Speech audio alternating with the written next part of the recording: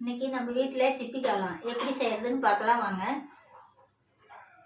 வடை அடுப்பில் வச்சாச்சு. அடுப்பத்தை வச்சு எண்ணெய் ஊற்றிக்கலாம்.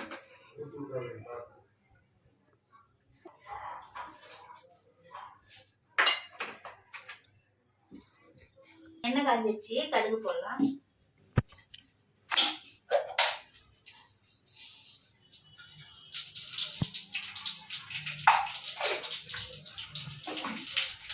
கடுகு வரமிளகாய் எடுத்துக்கலாம்.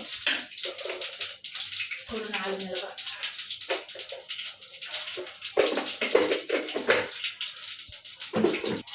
நல்லா சின்னதாக கிள்ளி போட்டுக்கலாம். 4 மிளகாய்.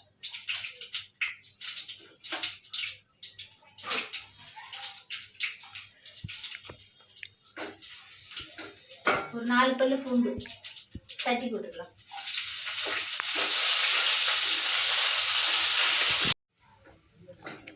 இப்போ பூண்டு நல்லா வெந்துருச்சு.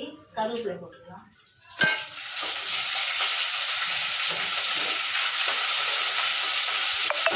வெங்காயம் 3 பெரிய வெங்காயம் சின்ன சின்னதாக வச்சு நறுக்கி வச்சுருக்கு.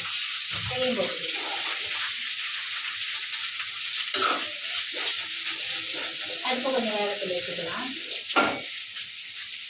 இது 2 பாக்கெட்டு சிப்பி காளான்.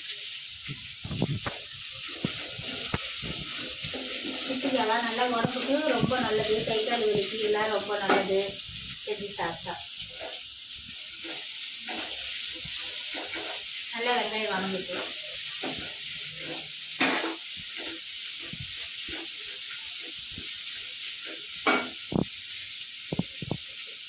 உப்பு தேவையான அளவு போட்டுக்கலாம்.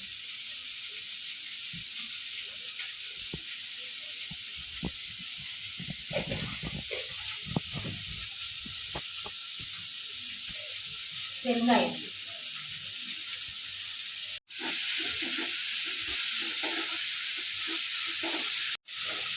வெங்காயம் நல்லா வணங்கி இந்த அளவுக்கு வந்துருச்சு, சவுந்துருச்சு. இப்போ காளான் வந்துட்டு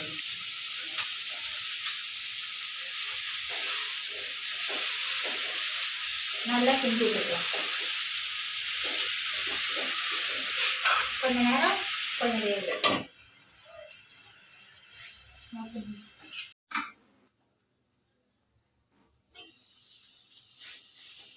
பாருங்க. நல்லா வெந்துருச்சு. பெப்பர் தூள் போய் போட்டுக்கலாம். இறக்கக்குள்ள பெப்பர் தூள் போட்டுக்கலாம்.